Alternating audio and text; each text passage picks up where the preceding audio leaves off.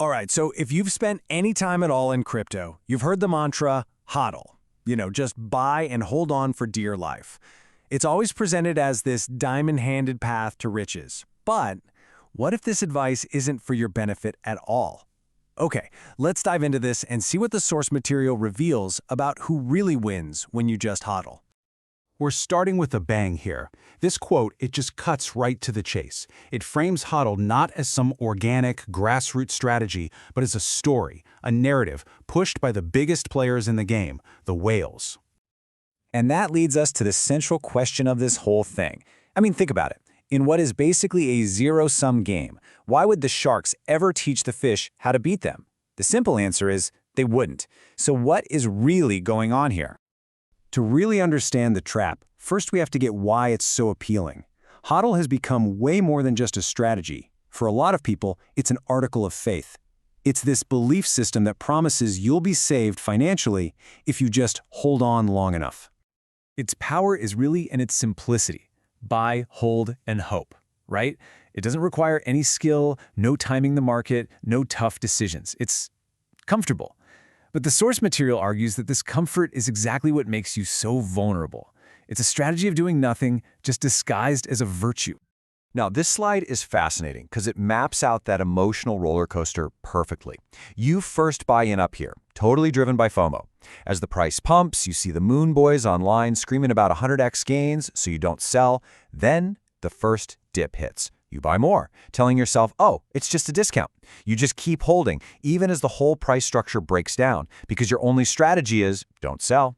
It's a brilliant illustration of how a simple plan becomes a recipe for watching all your gains just evaporate. And the fuel for this whole engine of self-destruction? It even has a name, hopium. It's this drug that influencers and online communities supply, convincing you that every single gut-wrenching drop is just a healthy pullback before the inevitable trip to the moon. It keeps you from cutting your losses, and even more importantly, from taking profits. So, if the average hodler is pretty much set up to fail, who is this whole system designed to benefit? Well, in this next section, we're going to follow the money.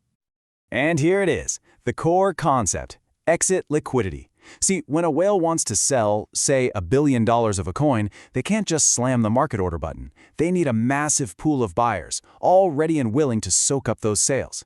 By convincing millions of people to just buy and HODL, they create this permanent, stable pool of demand. They literally create their own exit. You are the exit. This quote just perfectly captures the difference in mindset. Smart money is mercenary. They are in the game to make dollars, not to join a community or believe in a project. They get in, they take their profits, and they get out. Retail investors, on the other hand, are taught to marry the coin, and because of that, they're the ones left holding the bags when the music stops. So, who are the evangelists spreading this gospel of HODL? Well, according to the source, it's a whole army of scamfluencers.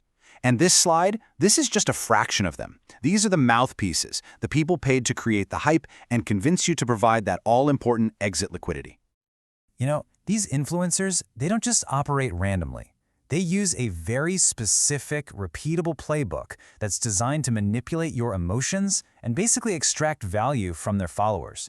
And once you see the patterns, you really can't unsee them. And here's the simplest pattern to look for. They are the loudest and the most bullish at the absolute peak of the market, right when the risk is highest for anyone buying in. Then, when the market crashes and it's actually a good time to buy, they go silent.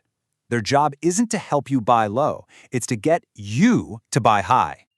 Let's look at some actual evidence here. On this chart, you can see tweets from a major influencer laid on top of the Bitcoin price. And just look at this. Here, here, and here. Every single major call for new all-time highs lines up almost perfectly with a market top right before a massive dump. That's not bad luck. That's a pattern. And it's not just an isolated case.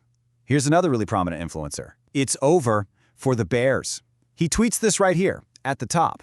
And then again here at another top. It's the same exact playbook, over and over again. They sell euphoria to their followers, who then become the liquidity for insiders to sell into. But maybe their most destructive tactic is what's called the nano-cap shill. This is where they promote these tiny, obscure coins that are just incredibly easy to manipulate. And this is where the real damage is done. So here's how it works, broken down into 4 pretty simple steps. First, a group of influencers gets paid, usually under the table. Second, they all start tweeting about the same miracle coin at the same time to create this firestorm of hype. Third, followers see all this, they get FOMO, they pile in, and that drives the price way up. And finally, number 4, the influencers and the coin's founders dump all their cheap bags on the very people they just hyped up. And this slide, wow, this just perfectly illustrates the trap. Look at this coin, MNRTH. When a group of influencers were all at the same time telling their followers to buy it, it had less than $10,000 in total liquidity. And its 24-hour volume? $1.33. I mean, let that sink in. It's mathematically impossible for anyone who buys in to ever sell. There's literally no money to sell to. It's a roach motel for your capital. Once your money goes in, it's not coming out. Okay, so we've seen the problem and we've seen the playbook. The big question is, how do you protect yourself? This last section is all about building up your defense. Here are the key red flags you need to be watching for. If an influencer is pushing these tiny nano-caps, that's a huge warning. If their main product is some paid course, you gotta ask yourself why they aren't just trading.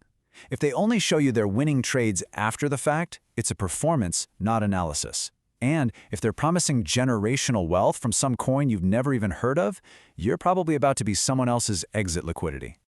You know, at the end of the day, anybody can look like a genius in a bull market.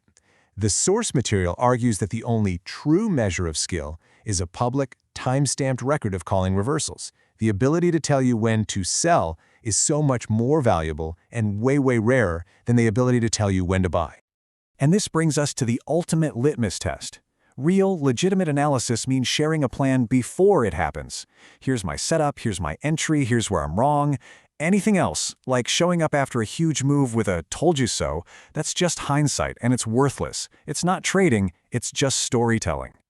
So we have covered a lot of ground here, from the psychology of HODLing to the playbook of the people who exploit it. Let's try to boil it all down to one final thought. The sources we've looked at today paint a really clear picture of a game that isn't always what it seems on the surface. That comfortable, popular path of just HODLing, it's presented as a trap, designed by huge players to make sure they can always cash out their profits. So the question isn't just whether you should HODL or not. It's, now that you're armed with this knowledge, how will you choose to play a game that might be actively designed for you to lose?